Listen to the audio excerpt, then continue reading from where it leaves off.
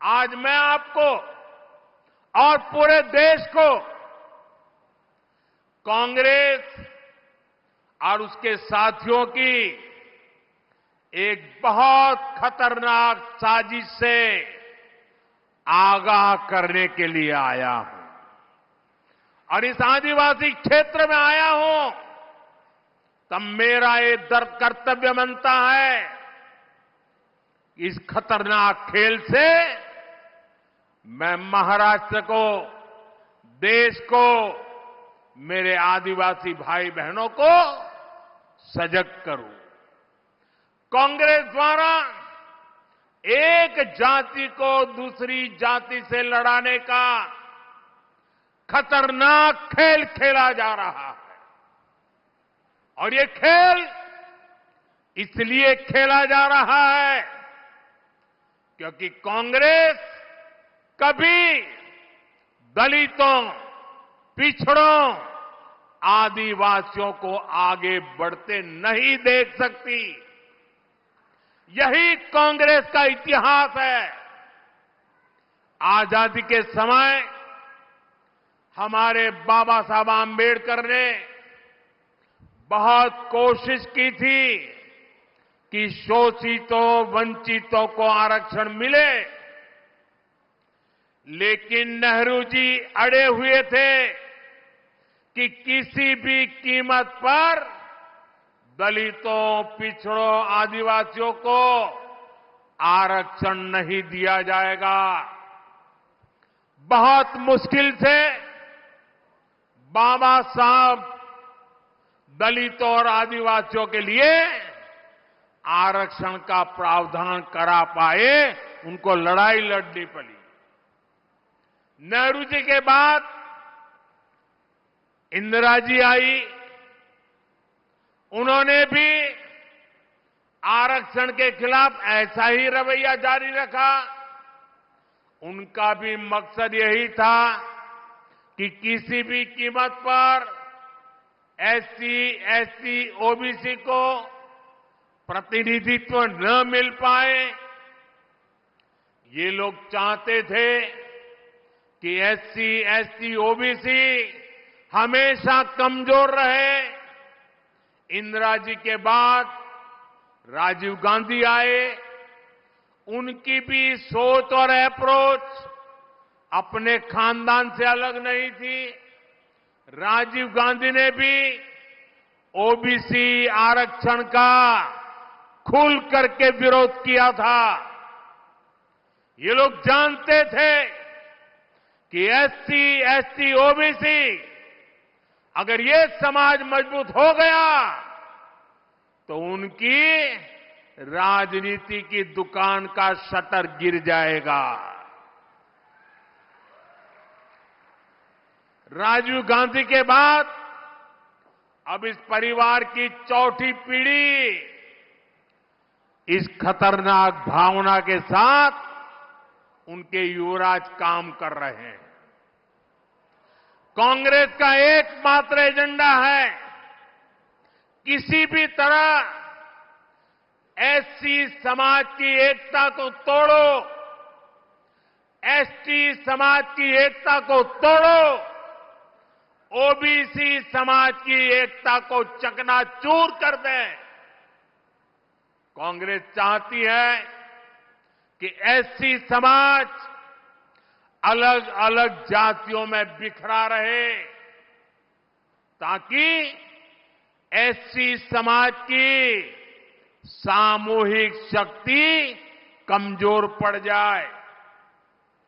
कांग्रेस चाहती है कि ओबीसी समाज भी अलग अलग जातियों में बटा रहे ताकि ओबीसी के तौर पर उनकी जो एकजुटता की पहचान बनी है, ये ओबीसी अगर ओबीसी रहे तो उनकी ताकत बढ़ जाएगी।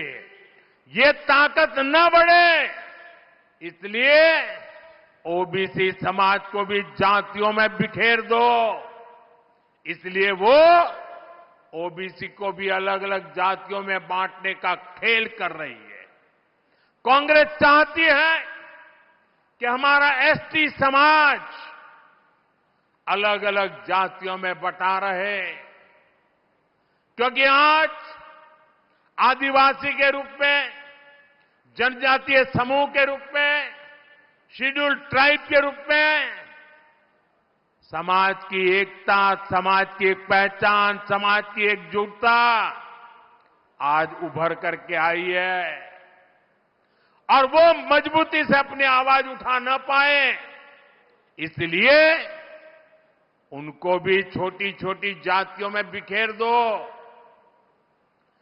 यहां धुले के इस क्षेत्र में हमारे भील गरासिया, कोकना, कोकनी, कोली महादेव, डोंगर कोली, वारली, ठाकर, कोली ठोर, टोकरे कोली, गमीत, गमता, गवीत, पारगी, कटकरी, धानका, तड़वी, तैतरिया, ऐसी आदिवासी जातियां रहती है।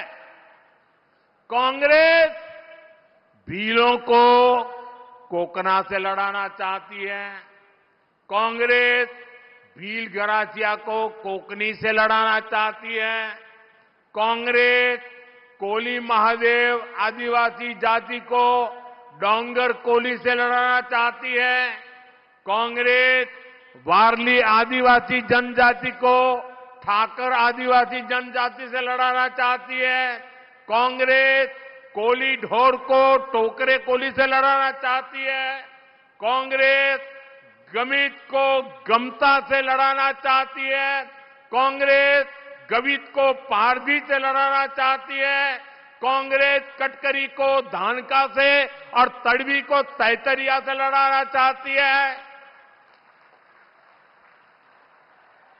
साथियों, आदिवासी की पहचान, जनजातीय समाज की पहचान, शेड्यूल्ड ट्राइब की एकता, इसको तोड़ने में कांग्रेस लगी हुई है। आदिवासी जातियों की एकजुटता कांग्रेस को फूटी आंख नहीं सुहाती। कांग्रेस का एजेंडा है कि देश भर की आदिवासी जातियां आपस में लड़ती रहे, उनकी सामूहिक आदिवासी ताकत खत्म हो जाए। कांग्रेस ने जब धर्म के नाम पर ऐसे ही साजिशें रची थी तो देश का बंटवारा हो गया था। अब कांग्रेस एससी, एसटी, ओबीसी समाज की एक जाति को दूसरे के खिलाफ खड़ा कर रही है। भारत के खिलाफ इससे बड़ी साजिश कोई और नहीं हो सकती।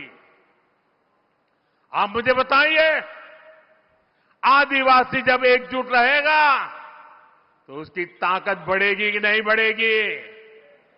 ताकत बढ़ेगी कि नहीं बढ़ेगी? अलग अलग जातियों में टूटने से आप सोचिए कमजोर हो जाएंगे कि नहीं हो जाएंगे। इसलिए मैं कहता हूं, एक है तो सेफ है, एक है तो